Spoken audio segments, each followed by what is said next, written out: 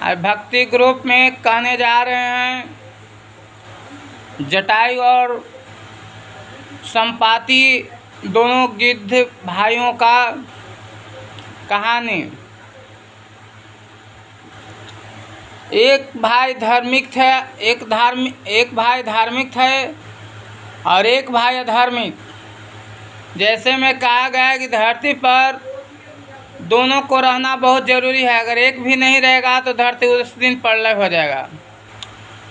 जिस दिन धर्म हो और अधर्म ना हो उस दिन धरती प्रलय हो जाएगा। और अधर्म रहेगा, धर्म नहीं रहेगा तो उस दिन धरती भी प्रलय हो जाएगा। इसलिए भगवान हर चीज़ में दो चीज़ बनाए हैं।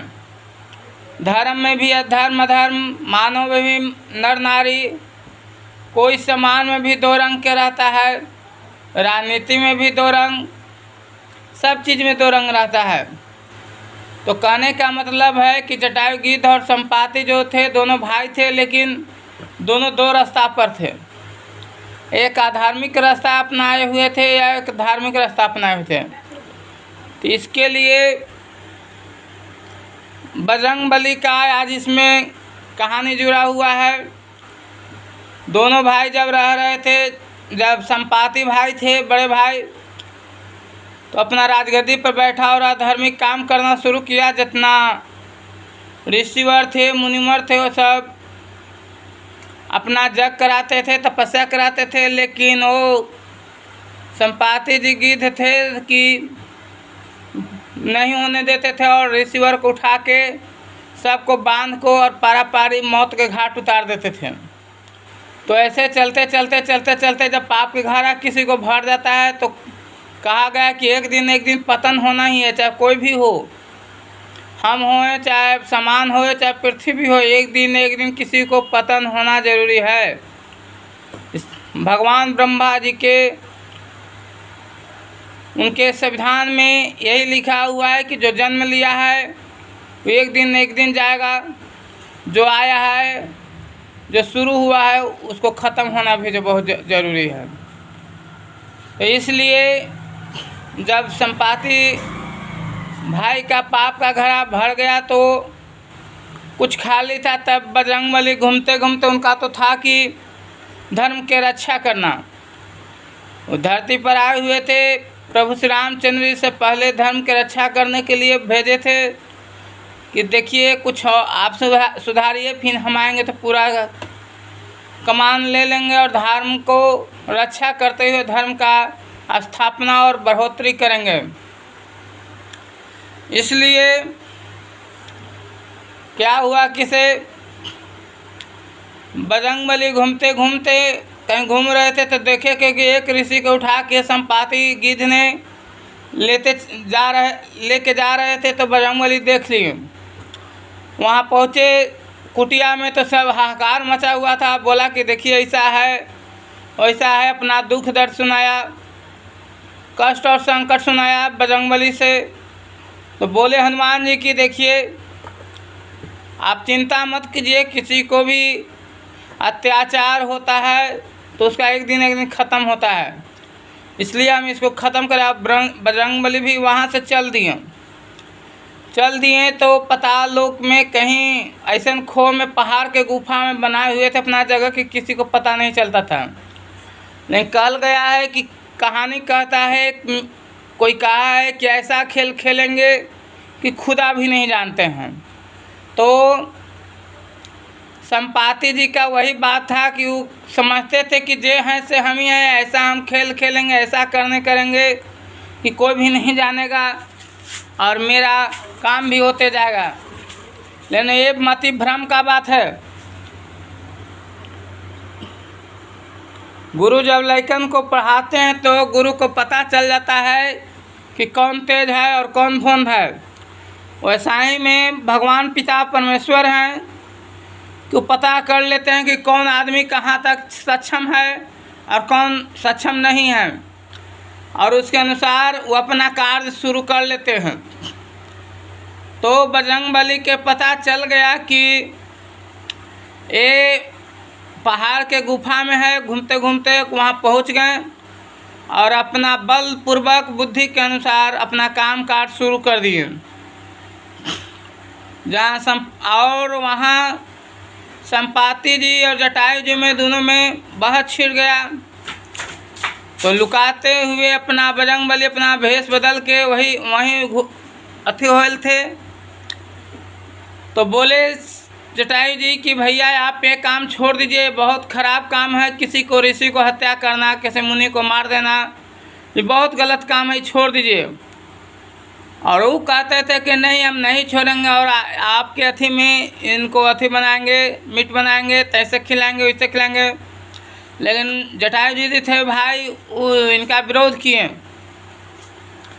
विरोध करने पर भी नहीं माने। तो दोनों में शक्ति का परीक्षण हुआ और बोले कि एक शर्त रखो जिसमें आगे हो जाएगा उसका वो गुलामी करेगा। तो जटायु जी कहें कि ठीक है ये शर्त मंजूर है। तो संपाति जी बोले कि सूर्य भगवान है, उनको जे छू के आवेगा वो महाराजा बनेगा और जे छू के नहीं आएगा उसका गुलामी करेगा। जटायु जी बोले कि ठीक है, उड़ान लगे। दोनों भाई में उड़ान लगे तो संपाति जी तगतगर थे।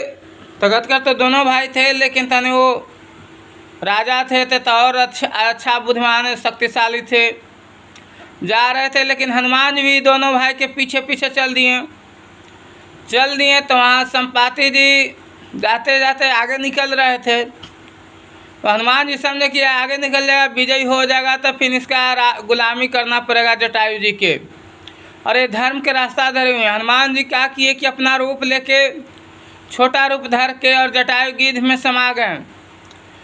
और इतना शक्ति आ गया जटायु गिद्ध के कि आगे निकल गए जटायु जी। और जाते जाते सूर्य भगवान को जब निकट आ गए तो कुछ दूर पर तो संपाति को सहन नहीं हुआ और पंख जलकर गिर गए। लेकिन जटायु जी एकदम चले गए थे और आगे निकल गए, विजय पा लिए। तो फिर आए, दोनों गिर गए और फिर वहाँ जटायु जी भी पहुँचे। जब उतर गए तो हनुमान जी भी वहाँ आए। तो संपाति बोले कि भाई मेरा भ्रम टूट गया, मैं अब ऐसा काम नहीं करेंगे, ऐसी शर्त से हम हार चुके हैं, अब तो मेरा पंख ही चल गया तो मैं क्या करूं। तो बजरंगबली बोले कि खैर कोई बात नहीं है, जो अपना गलती का एहसास कर लेता है तो उसका भगवान में शरण ले लेते हैं, लेकिन तुम गलती किया है उसका तो सजाए भुगतना जरूरी है। इसलिए मैं कहता हूँ कि रामावतार में मैं माता सीता के खोजने आऊँगा, वही टाइम में आपका पंख जमेगा और उसी टाइम में पंख होगा, उसी में आपका भगवान श्री रामचंद्र के पत्नी के खोजने में सहयोग दीजिएगा, उसी में आपका सब फल बुरा फल का कर्म साफ हो जाएगा। तो बोले कि ठीक है, तो अब जाइए, अब हम यहाँ अपना स्थान ग्रहण कर रहे हैं। और संपाति जी वहीं रह गए। और जटायु छोटा भाई को बोले कि जाइए भाई अब अपना राजकाज देखिए, हम तो ऐसू आपका गुलाम हैं। तो छोटा भाई बोले कि नहीं गुलाम हैं, लेकिन मेरा मन से आप गुलाम नहीं हैं।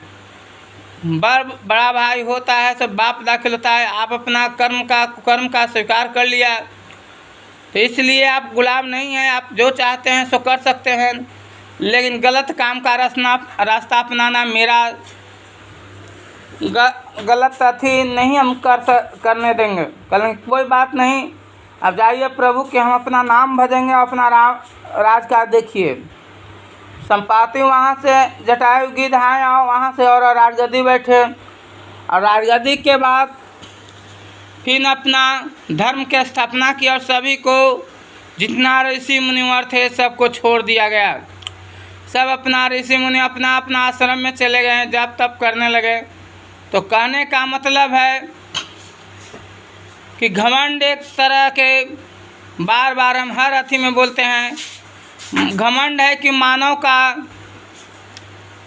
सब रास्ता बंद कर देता है, चाहे कितनो शक्तिवान हो, चाहे कितनो बुद्धिमान हो, चाहे कितनो पूंजीवान हो। अगर घमंड आ गया है तो तीनों रास्ता को बंद कर देगा। इसलिए घमंड कभी नहीं करना चाहिए कि हम ऐसा हैं। जो आदमी घमंड किया वो समझिए कि उसी दिन उसका रास्ता बंद हो गया। इसलिए भाइयों बंधुओं से एक आग्रह है कि भक्ति ग्रुप में लाइक कमेंट करना मत भूलें। लाइक कमेंट ज़रूर से ज़रूर करें और थोड़ा सा कहानी मत सुने। कल गया है कि सुनिए तो पूरा सुनिए, न तो उसको छोड़ दीजिए। रामायण पढ़िए तो पढ़िए, लेकिन थोड़ा ही पढ़िए, लेकिन उसको गुनिए। तो ऐसे कहानी शुरू में पढ़िएगा और अंत पढ़िएगा, तभी उसका रहस्य निकलेगा कि कहानी का निर्णय का निकला। कोई कहानी सुनता है तो पूरा सुनना चाहिए और उसका अंश और आंसर निकाल कर उसका समझ में आ जाता है कि सही कहानी है कि गलत कहानी है। तो बस इतना ही मेरा कहानी का आज टाइम समाप्त हुआ। इसलिए मैं भाइयों बंधुओं से नम्र निवेदन है कि लाइक कमेंट जरूर करें।